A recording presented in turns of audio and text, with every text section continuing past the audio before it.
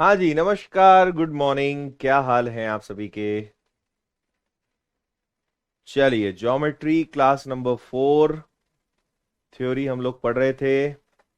हाँ जी, मनोज, विजय, चंद्र, सीमा, रवि, शंकर, पूजा, विजय, अभिषेक, कार्तिक, अरुण, मयंक, मदन लाल, राहुल।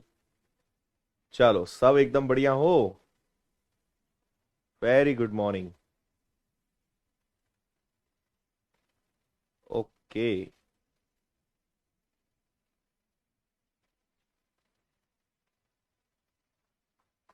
ठीक है भाई।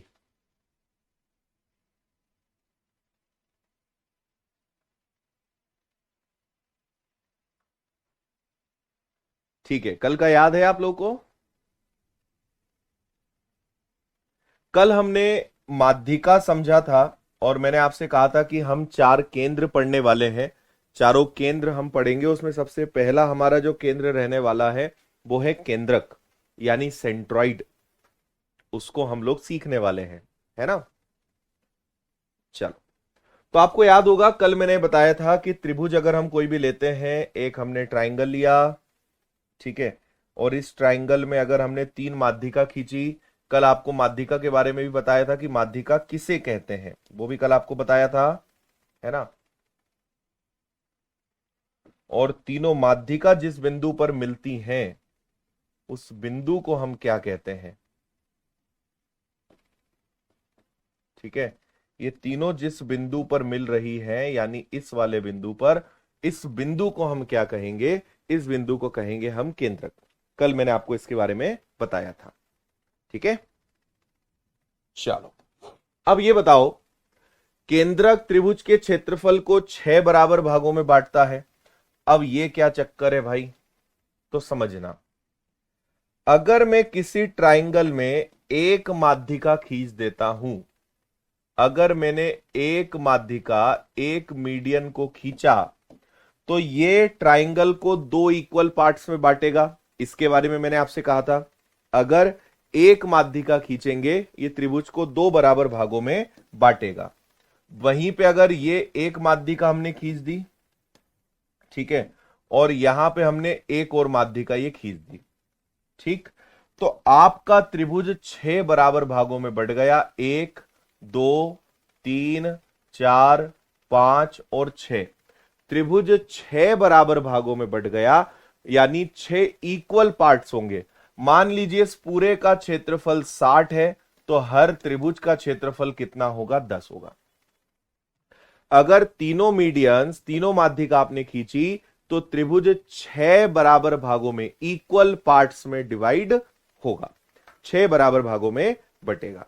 ये चीज आप ध्यान रखिएगा, है ना। चलिए, इसके आगे लेकर चलते हैं आपको। माध्यिका, गुरुत्व केंद्र माध्यिका को, this is very very important, है ना। इस बात को थोड़ा सा समझेंगे कि यहां पे 2:1 का मतलब क्या है। इन्होंने कहा कि ये हमारी माध्यिका हो गई। मान लीजिए यहां कहीं पे आपका सेंट्रॉइड है जिसको हम जी कहते हैं। तो याद रखना, माध्यिका को हमेशा ये जो सेंट्रॉइड है, केंद्रक है, ये 2:1 में विभाजित करता है। माध्यिका हमेशा किस अनुपात में विभाजित होती है? सो इन रेशो ऑफ 2:1, 2:1 में विभाजित होती है, ठीक है। ओके, चले आगे। यहां तक पॉइंट्स क्लियर है? तो ये आप याद रखना कि 2:1 में विभाजित होती है, ठीक है। त्रिभुज की तीनों माध्यिकाओं का योग उसके परिमाप से छोटा होता है। आप एक त्रिभुज लेंगे, इसमें 3 माध्यिका बनाएंगे, एक माध्यिका, दूसरी माध्यिका, तीसरी माध्यिका। नाम दे देंगे M1, M2, M3। भुजाओं को नाम दे दोगे तो A, B और C, है ना। तो ये बोल रहे हैं कि तीनों माध्यिकाओं का योग उसके परिमाप से हमेशा छोटा होगा, ठीक है। आप तीनों माध्यिकाओं को जोड़ दें, माध्यिका नंबर 1, माध्यिका नंबर 2, माध्यिका नंबर 3। तीनों माध्यिकाओं का जो योग है वो हमेशा परिमाप, परिमाप मतलब पेरीमीटर, और पेरीमीटर मतलब होता है सभी भुजाओं का योग। तो तीनों माध्यिकाओं का योग हमेशा तीनों भुजाओं के योग से कम होगा। Sum of all three medians will be less than its perimeter, परिमाप से हमेशा छोटा होगा, यह बात ध्यान रखिएगा। ठीक है।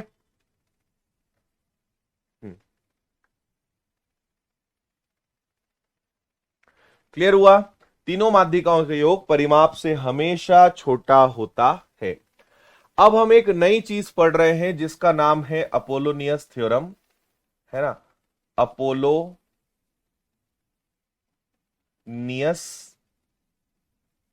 और इनका ये प्रमेय है अपोलोनियस थ्योरम या अपोलोनियस प्रमेय।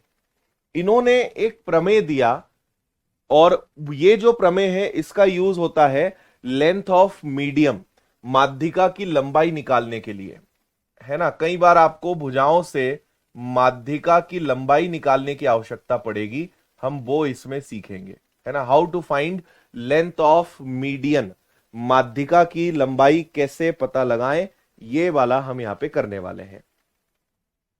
Okay, ready? चलो अब सुनना मेरी बात, इसको हम डायग्राम से भी समझेंगे, इसको थोड़ा प्रूव करके भी हम देखेंगे। तो जैसे हमारे पास ये एक ट्राइंगल है, फिर यहां पे हमें तीन मीडियंस, तीन तो नहीं हम एक ही मीडियन खींच लेते हैं यहां पर। ये एक मीडियन हमने यहां पर ले ली, ठीक है। नाम दे देते हैं, ए हो गया, बी हो गया, सी हो गया और डी हो गया। और माध्यिका है तो बट ऑब्वियस है कि इसको दो बराबर भागों में तो वो बांटेगी। क्लियर है? तो अपोलोनियस थ्योरम क्या होता है वो मैं आपको बताता हूं। यह होता है कि ए बी का स्क्वायर प्लस ए सी का स्क्वायर हमेशा बराबर होता है ट्वाइस ऑफ, है ना। ए बी का स्क्वायर प्लस ए सी का स्क्वायर बराबर होता है। अब आप यहां पे मीडियन ले लेंगे, जो मेन आपका मीडियन है एडी,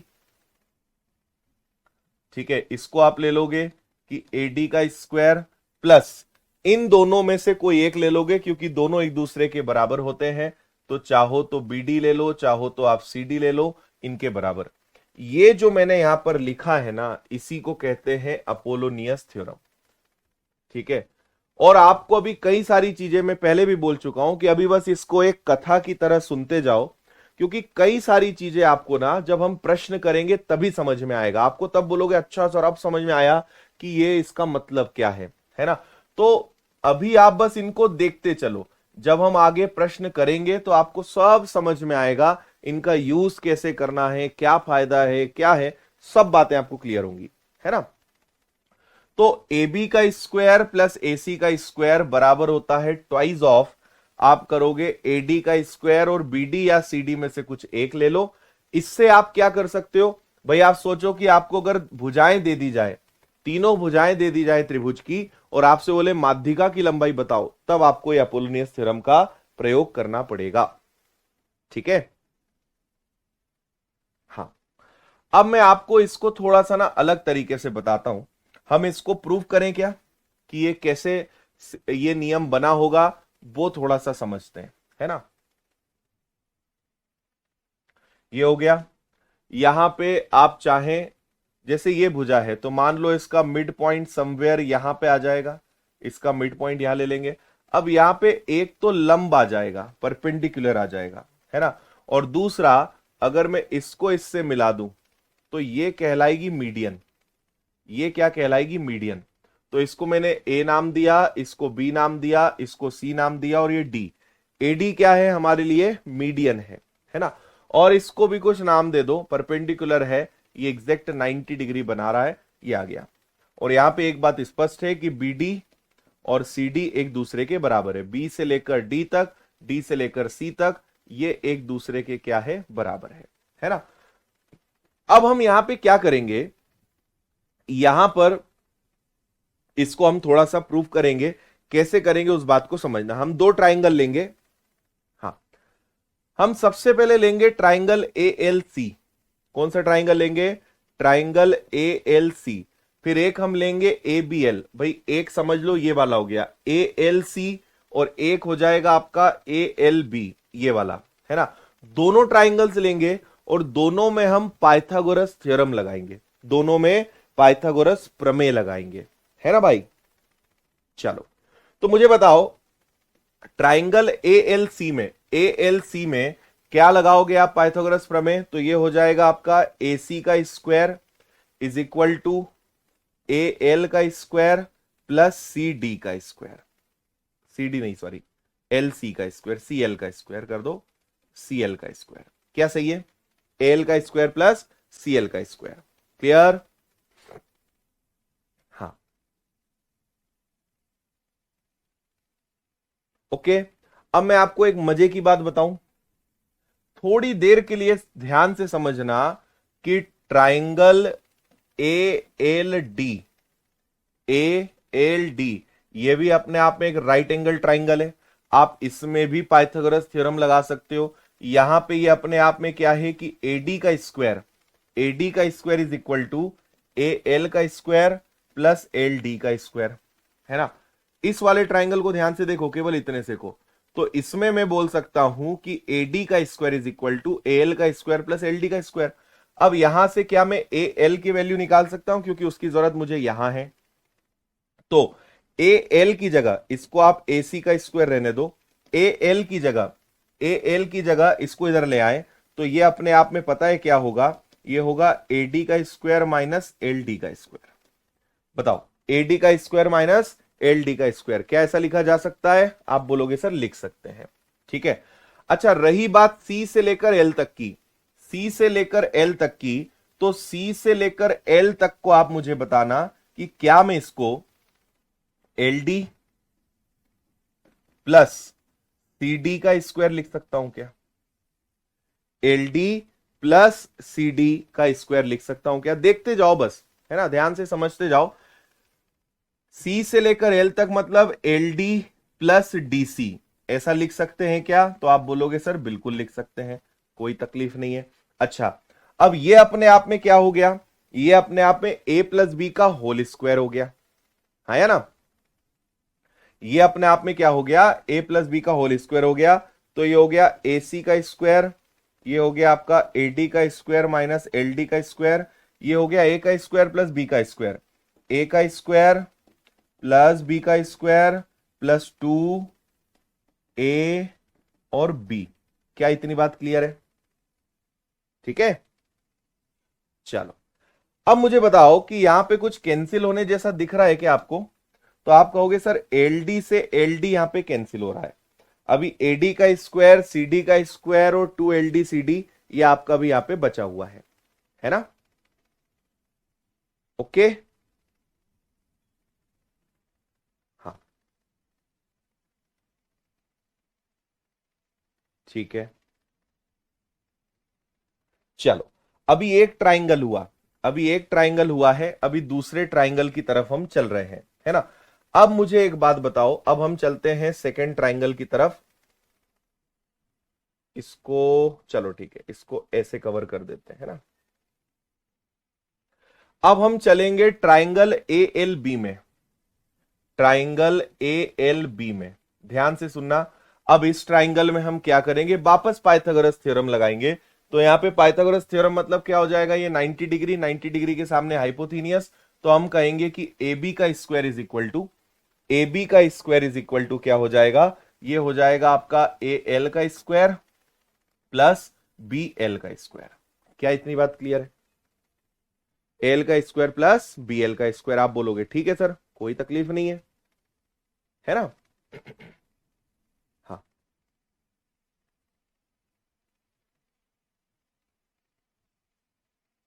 ठीक है। चलो अब मुझे एक बात बताओ, आपको अभी मैंने बताया था कि ए एल की जगह ये लिखा जा सकता है, तो हम यहां पे ए बी के स्क्वायर को सेम रहने देंगे, ए एल की जगह, ए एल की जगह ये लिखा जा सकता है कि ए डी का स्क्वायर माइनस एल डी का स्क्वायर। अब समझना बी एल का स्क्वायर, बी से लेकर मुझे एल तक जाना है, तो मैं ऐसा करूंगा कि बी डी में से अगर एल डी घटा दूं तो आ जाएगा क्या, बीडी में से अगर बी से लेकर डी तक से एल से डी माइनस कर दें, बीडी में से एल डी माइनस कर दें, तो आ जाएगा क्या B L. B D minus L D is equal to B L. तो ये हो जाएगा आपका ए बी का स्क्वायर, ये हो जाएगा आपका ए डी का स्क्वायर, एल डी का square plus A minus B का स्क्वायर, ए का स्क्वायर प्लस बी का स्क्वायर माइनस ट्वाइस ऑफ, ये आ जाएगा आपका B D into L D. बताओ भाई, क्लियर बात। हाँ,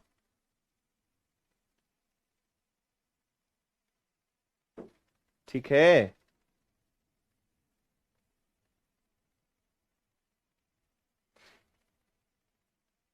ओके, अब यहां पे फिर कुछ कैंसिल होता हुआ दिख रहा है क्या? अगर आप यहां पे देखेंगे तो ये आपका फिर कैंसिल हो जाएगा, है ना। अब आप इसको एक चीज और समझें, आप इसको ऐसे समझ सकते हो, इसको हम नाम दे देते हैं इक्वेशन 1 और इसको हम नाम दे देते हैं इक्वेशन 2। और अगर मैं इक्वेशन 1 और 2 को प्लस करूं, इक्वेशन 1 प्लस इक्वेशन 2, अगर दोनों चीजों को प्लस किया जाए, ठीक है, तो अब ध्यान से समझना, दोनों को हम प्लस करके क्या कर सकते हैं। ये दोनों प्लस होंगे, ए बी का स्क्वायर और एसी का स्क्वायर एक तरफ आ जाएगा, ए बी का स्क्वायर प्लस एसी का स्क्वायर एक तरफ आ जाएगा, ए बी का स्क्वायर और एसी का स्क्वायर ये एक तरफ आ जाएगा। अब यहां पे आपके पास क्या है, यहां पे आपका एडी का स्क्वायर 2 बार है ना, तो ये आ जाएगा 2 बार आपका एडी का स्क्वायर, 2 बार क्या हो जाएगा, एडी का स्क्वायर हो जाएगा, ठीक है। हम्म, अच्छा, यहां पे एक चीज और समझना, यहां पे एलडी और सीडी है, आपको एक बात पता है कि बीडी और सीडी बराबर है, ठीक है। यहां पे सीडी देखो, एलडी यहां भी है, एलडी यहां भी है, यहां पे सीडी है, यहां पे बीडी है, तो सीडी और बीडी तो बराबर है ना, तो जब आप दोनों इक्वेशंस को जोड़ोगे तो ये तो वैसे भी कैंसिल होना है ना भाई। -2ab और प्लस का 2ab कैंसिल, क्योंकि एलडी दोनों में है और यहां पे सीडी है और उधर बीडी है, तो सीडी और बीडी भी बराबर ही होते हैं, है ना। सी से लेकर डी तक या बी से लेकर डी तक भी बराबर होते हैं, तो वो भी आपका कैंसिल हो जाएगा, ठीक है भाई। हाँ,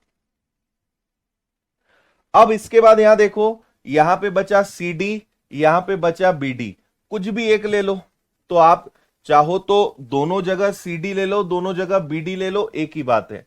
तो 2 बार हम कर देते हैं इसको कि बी डी का स्क्वायर, तो ये आ गया आपका ए बी का स्क्वायर प्लस ए सी का स्क्वायर, 2 निकला कॉमन, तो एक बचा आपका ए डी का स्क्वायर, एक हो गया आपका बी डी का स्क्वायर।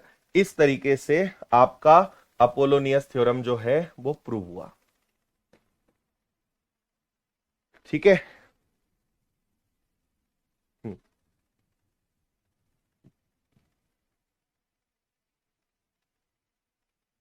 आया समझ में? कुछ दिक्कत नहीं है, सब सही है इसमें, है ना भाई। पहले आपने ट्राइंगल ए एल सी लिया, फिर ट्राइंगल आपने ए एल बी लिया, दोनों में आपने पाइथागोरस थ्योरम लगाई, और यहां पे आखिरी में पूरा खेल बस इसका था, जहां बी डी है वहां सी डी लिख सकते हो, जहां सी डी है वहां बी डी लिख दो, तो ए डी यहां भी है, ए डी यहां भी है, ये दोनों इक्वेशंस को हमने प्लस किया, तो ए डी स्क्वायर दोनों में कॉमन है। अब यहां सी डी है, यहां बी डी है, तो सी डी दोनों जगह कर लो या दोनों जगह बी डी कर लो, क्योंकि सी डी और बी डी एक दूसरे के क्या है, बराबर है। क्लियर हुआ? तो ये एक अपोलोनियस थ्योरम है जो आपको आगे काफी काम आने वाला है। एक बार आप इसको खुद से रिवाइज करके देखिएगा, आपको समझ में आएगा। अगर ऐसे हम सारे नियम को प्रूव करेंगे ना, तो महीने भर तो अपनी थ्योरी चल जाएगी, इसलिए जहां जरूरी होगा वहां मैं खुद आपको उसका प्रूफ दूंगा, और जहां जरूरी नहीं होगा वहां पे हम सिंपल सा नियम को बस याद रखेंगे, है ना। चलिए, अगला थ्योरम हमारे सामने है, एक ही त्रिभुज की 2 माध्यिका 90 अंश पे काटे तो, अगर एक ट्राइंगल की 2 मीडियंस ले ली जाए, ये एक त्रिभुज है और इसकी अगर 2 माध्यिकाएं हम ले लें, भाई एक माध्यिका आप यहां ले लीजिए, ठीक है, दूसरी माध्यिका आप यहां ले लीजिए, और ये दोनों माध्यिकाएं एक दूसरे को 90 डिग्री पे जब भी काटे, कभी भी सवाल आता है तो आप याद रखना, अगर दो माध्यिकाएं हैं एक दूसरे को 90 डिग्री पर काट रही हैं तो आपका सिंपल सा ये फॉर्मूला लगेगा। नाम दे दीजिए, ए हो गया, बी हो गया, सी हो गया, है ना। और ए बी का स्क्वायर, ए सी का square, 5 times of B C का स्क्वायर। अगर त्रिभुज की दोनों माध्यिकाएं एक दूसरे को 90 डिग्री पे काट रही है तो फॉर्मूला याद रखिएगा, ए बी का स्क्वायर, ए सी का square, 5 times of B C का स्क्वायर। ये चारों तरफ 90 डिग्री आपका बनेगा, है ना। ये है तो ये सामने वाली भुजा को दो भागों में बांटेगी, ये है तो सामने वाली भुजा को दो भागों में बांटेगी। तो ए बी का स्क्वायर प्लस ए सी का square is equal to 5 times of B C का स्क्वायर। यदि समकोण त्रिभुज हो और दो माध्यिकाएं दी हुई हो तो रिलेशन उनका क्या बनेगा। एक समकोण त्रिभुज रेडीमेड उठा लेते हैं, ये आपका एक समकोण त्रिभुज हो गया जिसका एक एंगल ऑब्वियसली 90 डिग्री होगा, ठीक है। चलो अब देखो यहां पे हम करते हैं, इसको ए नाम दे देते हैं, इसको बी, इसको सी। भाई आप यहां से माध्यिका खींच सकते हो, एक माध्यिका यहां से खींचना है ना, बी को छोड़ देना, दोनों जगह से माध्यिका खींचना। तो एक माध्यिका आपने यहां खींची, तो लेट से कि आपने इसको यहां खींचा ताकि इसने सामने वाली भुजा को दो बराबर भागों में बांटा। इसी प्रकार एक माध्यिका आपने यहां से खींची और इसने यहां पे जो माध्यिका है इसको दो बराबर भागों में बांटा, है ना। तो ये दो बराबर भागों में बट गई, ये भी आपकी दो बराबर भागों में बट गई, ठीक है। एक का नाम दिया है सी से लेकर एन तक, एक का नाम दिया है इन्होंने ए से लेकर एम तक, ए एम और सी एन। क्लियर। तो जब भी किसी समकोण त्रिभुज में दो माध्यिकाएं होंगी, दोनों एक दूसरे को काटेंगी, तो याद रखिएगा वहां पे रिलेशन क्या बनेगा। तो ये नियम वहां पे याद रखना कि ए एम का वर्ग और सी एन का वर्ग ये बराबर होता है ए सी के 5/4 के। ए सी का स्क्वायर करेंगे तो 5/4 के बराबर होगा, ए सी स्क्वायर के 5/4 के। तो ये नियम हमें याद रखना है, ठीक है। और ये सीधे सीधे क्वेश्चंस आते हैं, अभी ये नियम है, लेकिन जब एक क्वेश्चन आएगा तो थोड़ा इस तरीके से होगा कि एकदम क्लिक नहीं करेगा, लेकिन जब नियम आएगा तब बस हमें फॉर्मूला लगाना है, कोई एक चीज मिसिंग रहेगी, वैल्यू उसकी फाइंड करनी है। तो क्वेश्चन से अपने को बस यही पता चलेगा कि एक समकोण त्रिभुज उसकी दो माध्यिकाएं हैं, तो कौन सा नियम लग जाएगा आपका, ये वाला। क्लियर। अगला, त्रिभुज की तीन भुजाओं के योग का तिगुना इसकी तीनों माध्यिकाओं के योग के 4 गुने से कम होता है, ठीक है।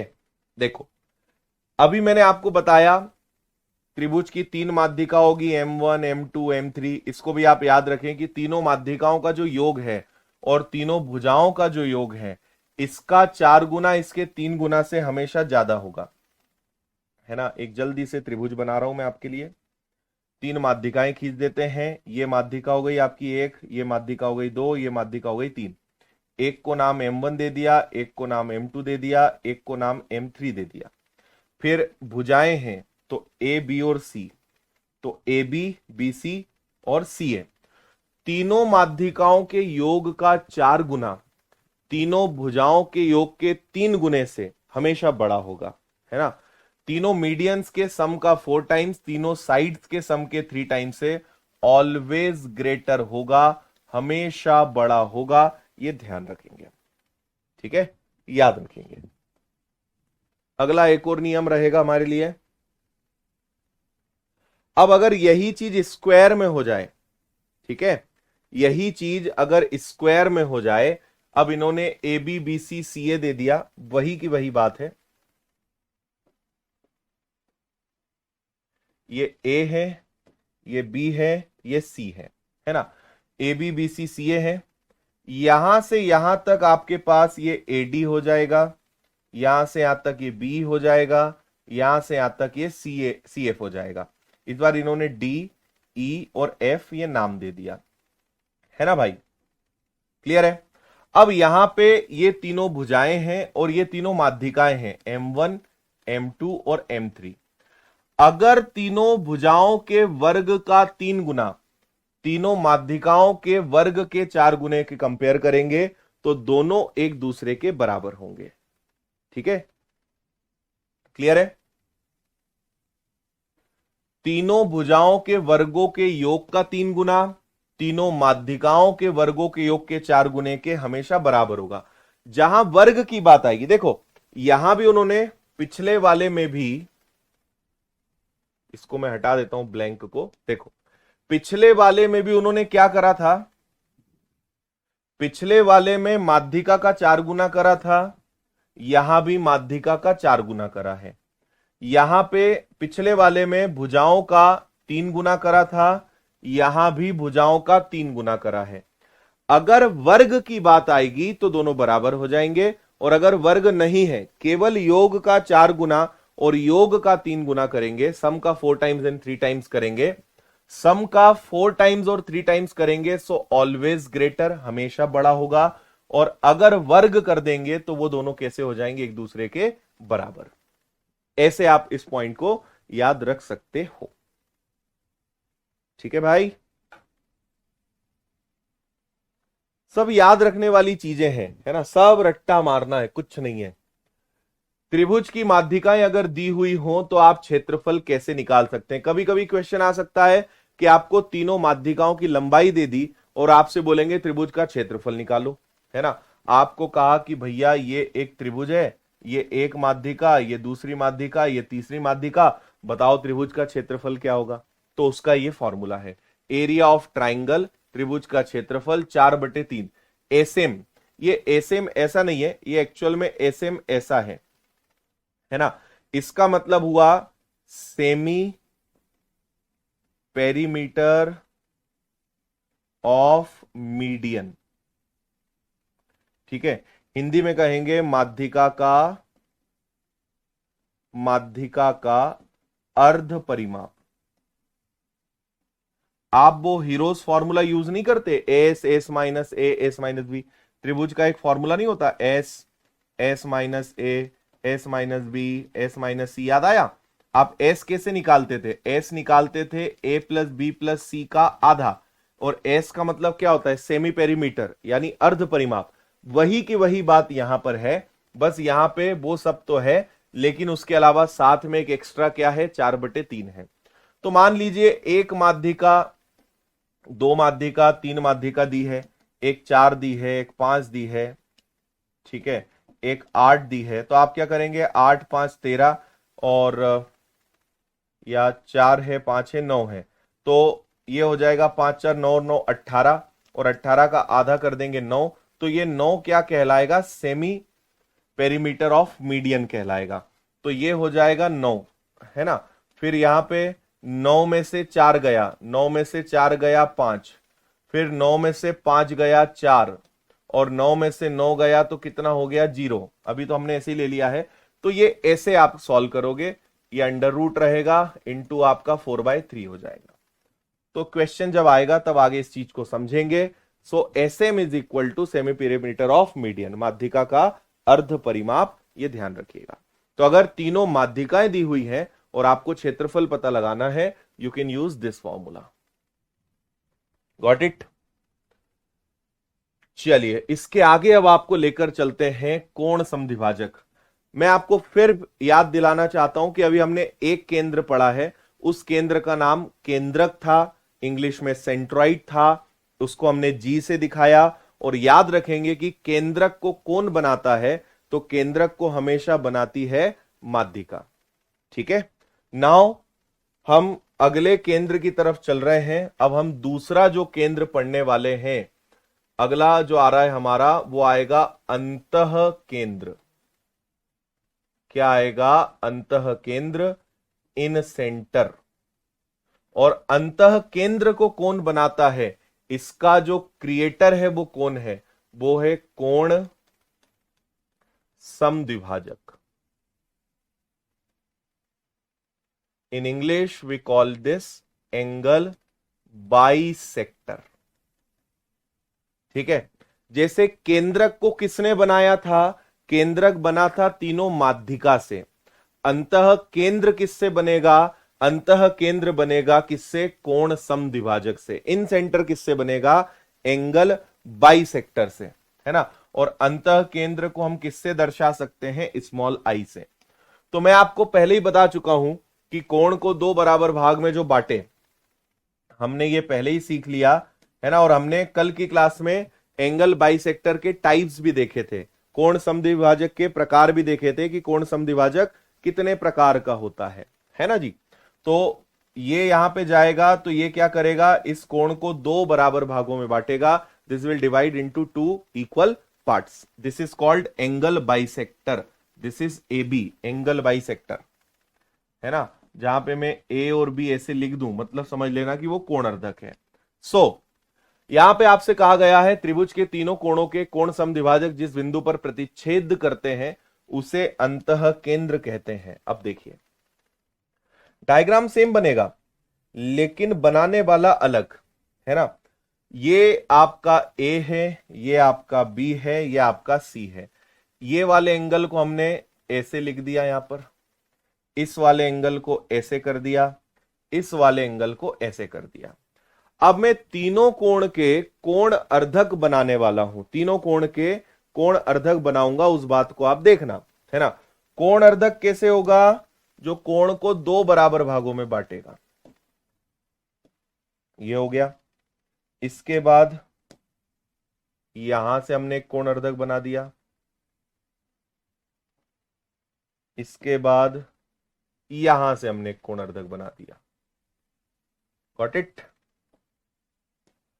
अब समझना, इसने कोण अर्धक क्या करता है, कोण को दो बराबर भागों में बांटेगा, कोण को दो बराबर भागों में बांटेगा। और ये तीनों जिस बिंदु पर मिल रहे हैं इसी का नाम क्या है, इसी का नाम है अंतः केंद्र, incentre, small sorry capital I. अब बताओ, माध्यिका का काम अलग था। अच्छा, कोण अर्धक सामने वाली भुजा को दो भागों में बांटेगा, नहीं बांटेगा, नॉट श्योर। 90 डिग्री बनाएगा, not sure. We are sure only for one reason, हम एक ही कारण को कॉन्फिडेंस के साथ कह सकते हैं, एंड दैट इज कि ये उस एंगल को दो बराबर भागों में बांटेगा, दो बराबर भागों में उस कोण को बांटेगा। किसी त्रिभुज के तीनों कोण अर्धक जिस बिंदु पर मिलते हैं उसे अंतः केंद्र कहते हैं, एंगल बाइसेक्टर कहते हैं। कोई तकलीफ, दिक्कत, परेशानी तो बोलो।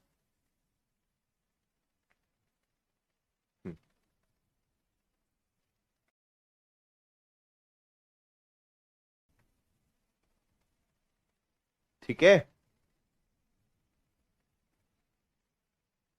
हम्म,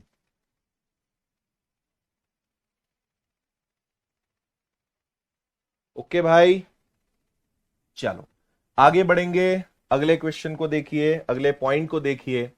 कोण समद्विभाजक विपरीत भुजा को उसी अनुपात में विभाजित करता है जिस अनुपात में कोण बनाने वाली भुजाएं।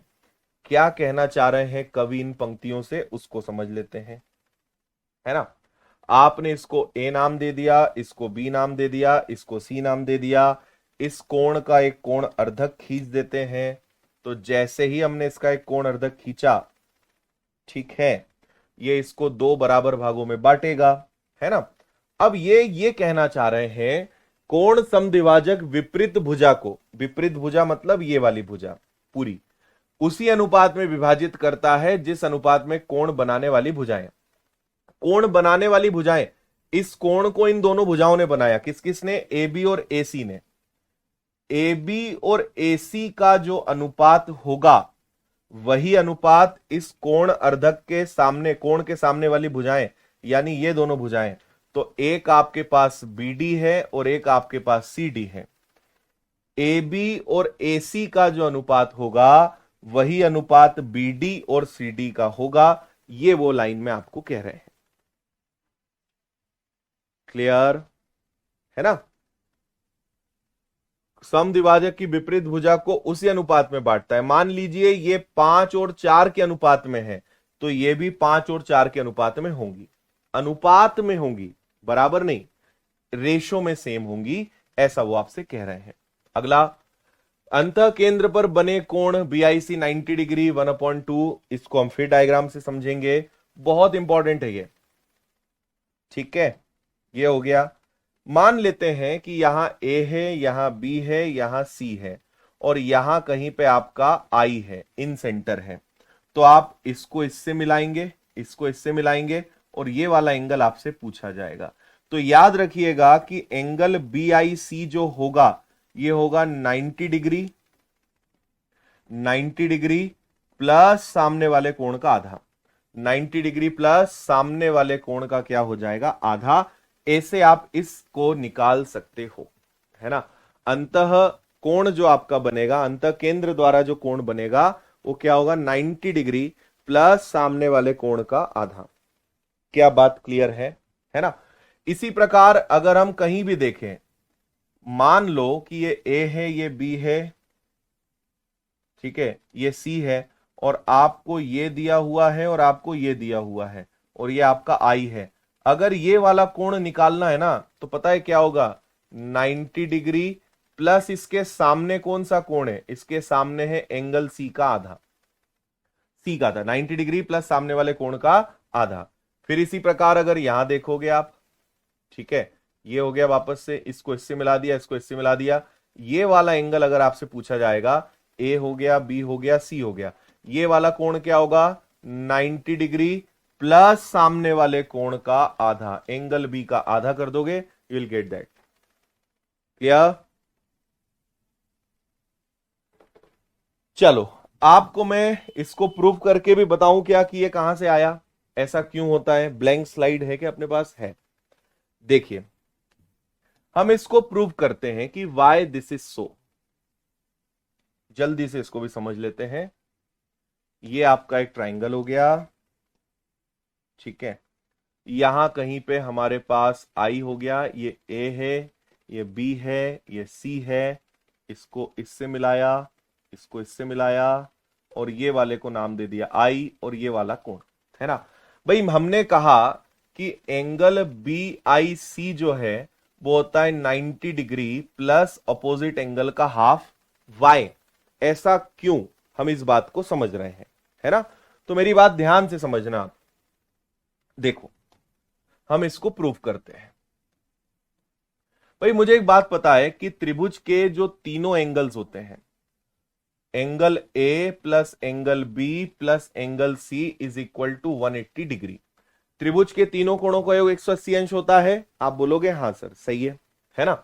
अच्छा, अगर मैं इस पूरे को 2 से भाग दे दूं, सबका आधा कर दूं, तो इसका आधा हो जाएगा एंगल ए का आधा प्लस एंगल बी का आधा प्लस एंगल सी का आधा is equal to what, 90 degree, 90 degree, है ना। And one more thing, angle B का हाफ प्लस एंगल सी का हाफ को क्या मैं 90 डिग्री माइनस एंगल ए का हाफ लिख सकता हूं क्या। एंगल बी का हाफ एंगल सी का half is equal to 90 degree minus angle A का हाफ। तो ये हमारा फर्स्ट पार्ट हो गया, है ना, ये हमारा एक पार्ट हो गया। नाउ अब हम इस ट्राइंगल पे आते हैं, इस ट्राइंगल पे आते हैं, ट्राइंगल बी आई सी में आप देखना, है ना। मुझे एक बात बताओ कि ये जो कोण है ये एंगल बाइसेक्टर है, इसने इसको 2 बराबर भागों में बांटा, इसको 2 बराबर भागों में बांटा, तो मैं केवल इसकी बात करूं तो ये वाला, ये कंप्लीट एंगल बी है तो एंगल बी का आधा, ये कंप्लीट सी है तो अंदर वाला एंगल सी का आधा, प्लस ये वाला एंगल आई नाम दे देते हैं इसको, इन तीनों का योग भी 180 अंश होगा क्या। भाई त्रिभुज है ना ये, तो अल्टीमेटली त्रिभुज के तीनों कोणों का योग 180 अंश होता है, 180 डिग्री होता है। तो ये वाला आधा, अंदर का आधा, अंदर का आधा, और ये इन तीनों का योग भी 180 अंश होगा। तो इसको मैं क्या लिख सकता हूं, इसको मैं कहूंगा कि angle B by two plus angle C by two is equal to 180 degree minus angle का आई। आई मतलब ये आपका जो बी आई सी है। क्या इतनी बात समझ में आई, ठीक है भाई। अब मुझे एक बात और बताओ, ठीक है, यहां पे इस पूरे की जगह, इस पूरे की जगह क्या मैं ये रख सकता हूं, एंगल बी का हाफ एंगल सी का हाफ, इन दोनों की जगह क्या मैं इसको रख सकता हूं। तो इन दोनों की जगह मैंने उसको रखा, तो ये आ गया 90 डिग्री माइनस एंगल ए का half is equal to 180 degree minus angle I, है ना। एंगल आई को इधर ले लो और ये दोनों को उधर ले लो, तो 180 में से 90 गया तो 90 बचा, माइनस का ए उधर जाके प्लस का हो गया। हेंस प्रूव्ड कि ये जो कोण होता है ये 90 डिग्री प्लस ऑपोजिट एंगल का हाफ होता है। Got it?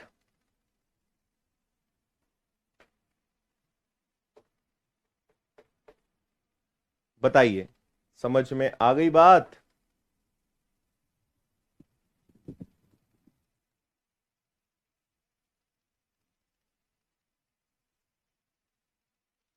हाँ जी, ठीक है। देखो, चीजें हमें याद रखनी है, एग्जाम में हमें प्रूव नहीं करना है, बस पता होना चाहिए। और ये थोड़ी सी चीजें हम बीच बीच में प्रूव करेंगे ना, तो इससे हमारा थोड़ा जो ढक्कन है ये और खुलेगा, और पता चलेगा कि अच्छा कहां से क्या चीजें लिंक होती है। सब चीजें प्रूव कर सकते हैं, but it will take so much time, इसलिए जहां थोड़ा बहुत लगेगा प्रूव कर करके चीजें मैं आपको बताऊंगा। Okay, done. चलो, मूविंग अहेड, नेक्स्ट चीज। अब देखो, अंतः केंद्र से आपको एक अंतः त्रिज्या का कॉन्सेप्ट निकल के आएगा। अब हम क्या सीख रहे हैं? अब हम सीखेंगे अंतः त्रिज्या, जिसको इंग्लिश में क्या कहा जाता है? Small R. This is again very important term, अंतः त्रिज्या, है ना। और इसे किससे दिखाया जाता है? Small R. Now what is in radius? English में इसको हम क्या कहेंगे? In radius. अंतः त्रिज्या, कैसे अंतः त्रिज्या का कॉन्सेप्ट आया उसको समझते हैं। देखिए, किसी ट्राइंगल के अंदर अगर सर्कल है,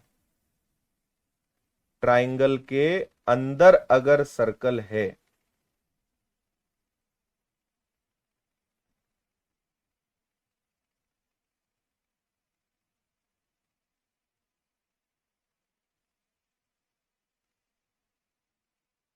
हम्म, किसी ट्राइंगल के अंदर अगर सर्कल है, ट्राइंगल के अंदर अगर सर्कल है, और इस सर्कल की रेडियस आपसे पूछी जाए, है ना, इस सर्कल की रेडियस आपसे पूछी जाए, so this is called in radius. इसे हम क्या कहते हैं? अंतः त्रिज्या, है ना। और अंतः त्रिज्या का फॉर्मूला क्या होता है? त्रिभुज का क्षेत्रफल बटे अर्ध परिमाप, area of triangle upon semi perimeter. किसी त्रिभुज के अंदर जो वृत्त बनेगा उसकी त्रिज्या निकालने का सूत्र क्या होता है? कि त्रिभुज के क्षेत्रफल में अर्ध परिमाप का भाग दे दीजिए, सर्कल जो अंदर बनेगा ट्राइंगल के, उसकी रेडियस निकालने का फॉर्मूला है एरिया ऑफ ट्राइंगल अपॉन में सेमी पेरीमीटर। Got it? समझ गए? अभी और भी चीजें हैं इसमें, और भी मैं आपको बता रहा हूं। आप किसी भी ट्राइंगल में इसको लगा सकते हो, कोई दिक्कत वाली बात नहीं है। लेकिन अगर आपके मन में सवाल आता है कि sir how to prove this, तो आपको बताऊं क्या मैं? अच्छा, एक चीज और देख लो, फिर हम इसको इस तरफ कोशिश करते हैं प्रूव करने की। एक चीज और देख लें, मैं आपको यह बता रहा हूं कि ये जो फॉर्मूला है, इसी का ये शॉर्टकट है, इसी का इंग्लिश वर्जन है। This formula is common for all triangles, ये सब के लिए लगेगा, ठीक है। ये जो फॉर्मूला है ये किसी भी त्रिभुज में लग सकता है। आप इसको समकोण त्रिभुज में लगा लें, आप इसको जो है विषमबाहु त्रिभुज में लगा लें, आप इसको समबाहु त्रिभुज में लगा लें, आप इसको समद्विबाहु त्रिभुज में लगा लें, है ना, इक्विलेटरल में लगा लें, आइसोसेलिस में लगा लें, स्केलिन में लगा लें, राइट एंगल ट्राइंगल में लगा लें। You can use any triangle. ये वाला जो फॉर्मूला है this is applicable for all the triangles, ये सभी त्रिभुजों में लग जाएगा। लेकिन हमारे पास दो और विशेष सूत्र हैं जो सिर्फ और सिर्फ आप किस में लगा सकते हैं? You can use only in two special triangles, जो मैं आपको अभी बता रहा हूं।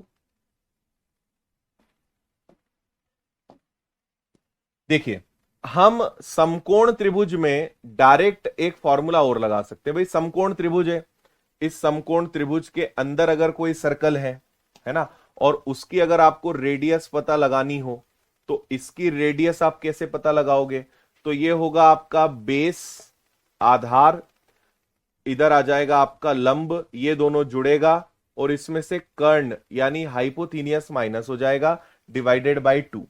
तो आप किसी समकोण त्रिभुज के अंदर बनने वाले सर्कल की रेडियस डायरेक्ट फाइंड कर सकते हो बाय यूजिंग दिस फॉर्मूला, है ना। आधार प्लस लंब माइनस कर्ण का आधा।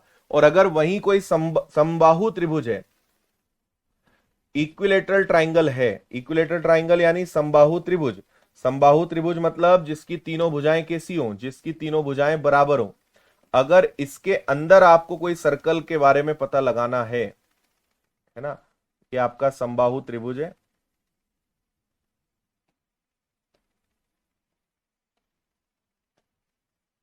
ठीक है, ये आपके पास हो गया। और अगर आपको इसकी रेडियस का पता लगाना है तो आप इसके डायरेक्ट फॉर्मूला यूज कर सकते हैं, a अपॉन अंडर रूट 2/√3। मैं आपको फिर यहां पे थोड़ा सा क्लियर कर रहा हूं, क्या आपको समझा रहा हूं, ये दो स्पेशल रूल्स हैं जो केवल इन दो ट्राइंगल्स के लिए लगा सकते हो। अगर आप ये भूल जाओ तो ये फॉर्मूला सबके लिए है, you can use this formula for all triangles, ये सब में लग जाएगा। लेकिन हमारे ये जो दो हैं, ये दो काफी बार पूछे भी जाते हैं और इन दो के लिए अलग से आप इस फॉर्मूले का यूज कर सकते हैं, ठीक है बात। हम्म चलो, अब हम इसको थोड़ा सा समझ लेते हैं कि भाई ये नियम कैसे बना होगा, ये आया कहां से होगा, ये मैं आपको थोड़ा जल्दी से बता देता हूं।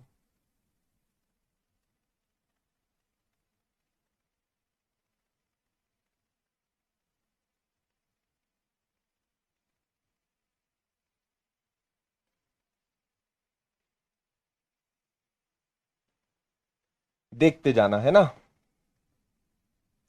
मान लेते हैं इसको यहां से हमने यहां मिला दिया,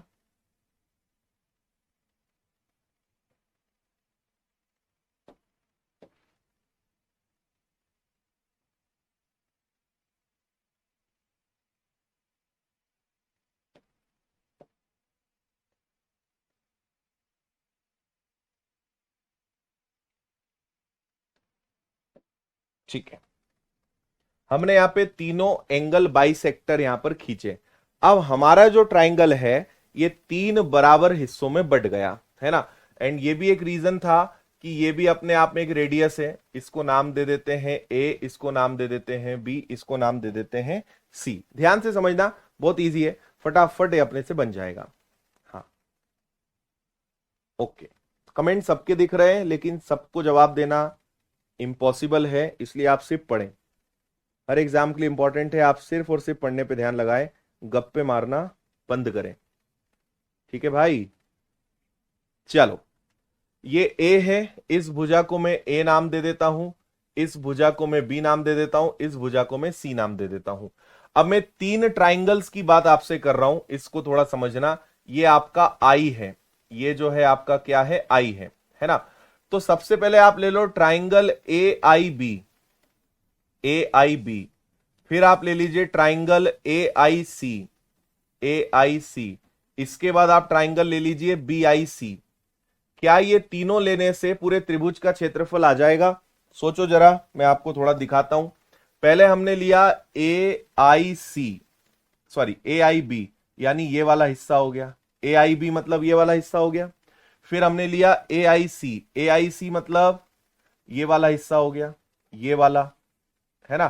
फिर हमने लिया B I C, B I सी मतलब ये वाला हिस्सा हो गया। तो आपको इससे त्रिभुज के तीनों हिस्से मिल गए, यानी त्रिभुज का पूरा ये क्षेत्रफल आपको दे देगा, है ना। तीनों चीजें यहां पे आपको मिल जाएंगी, क्लियर है। अब तीनों त्रिभुज के हम क्षेत्रफल का सूत्र लगाएंगे, है ना।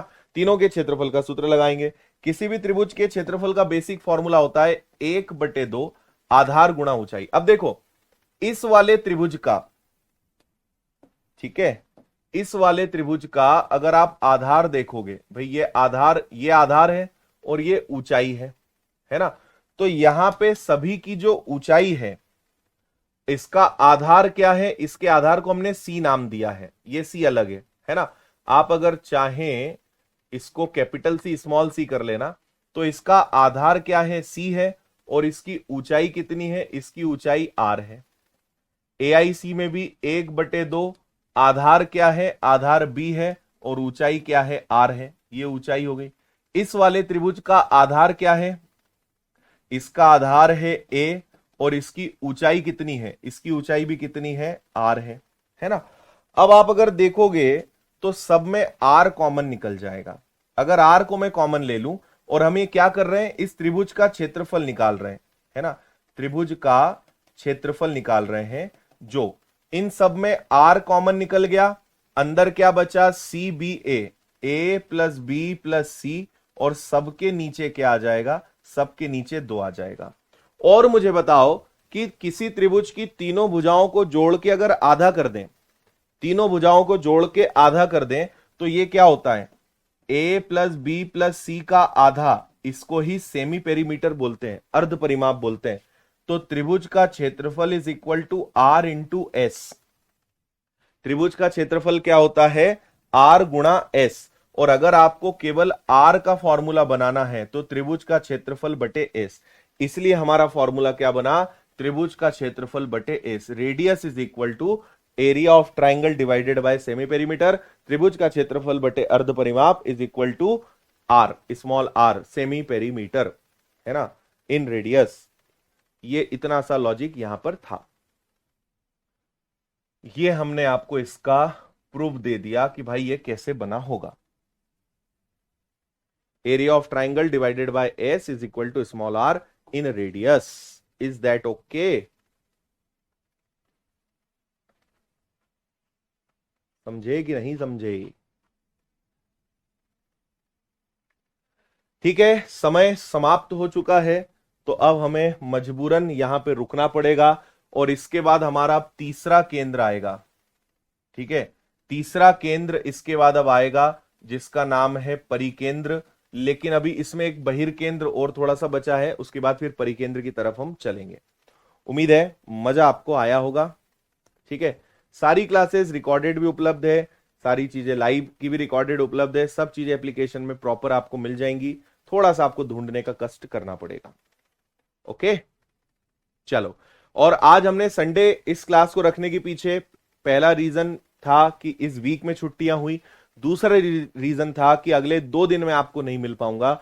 मैं इंदौर में नहीं हूं, इवन मध्य प्रदेश में नहीं हूं, कुछ इंपॉर्टेंट कारण से मुझे बाहर जाना पड़ रहा है। तो 2 दिन हम और नहीं मिलेंगे। अब हमारी सीधी मुलाकात जो है वेंसडे यानी बुधवार को होने वाली है ना। और वो भी बहुत पहले से डेट फिक्स थी, लेकिन सब चीजें ऐसी हो रही हैं, एक के बाद एक की छुट्टियां ज्यादा हो रही हैं, लेकिन मैं भी मजबूर हूं, तो इसलिए मैंने आज आपको पढ़ाया, ताकि एक छुट्टी तो आपकी कम हो जाए, है ना। उसके बाद फिर कोई दिक्कत नहीं है, फिर अपन फटाफट सारी चीजों को कवर करेंगे। तो वेंसडे को हम मिलेंगे, बुधवार को हम मिलेंगे, है ना। तब तक आपके पास सब कुछ रिकॉर्डेड और बहुत सारी चीजें पढ़ने के लिए है ही। तो ऐसा कुछ नहीं है कि आपके पास पढ़ने को कुछ ना हो, बहुत सारी चीजें उपलब्ध हैं, उनको पढ़िए। नेक्स्ट क्लास में हम मिलते हैं, है ना, और ज्योमेट्री को आगे बढ़ाते हैं। बहुत बहुत धन्यवाद। जय हिंद, खुश रहिए, मस्त रहिए, मुस्कुराते रहिए। Take care.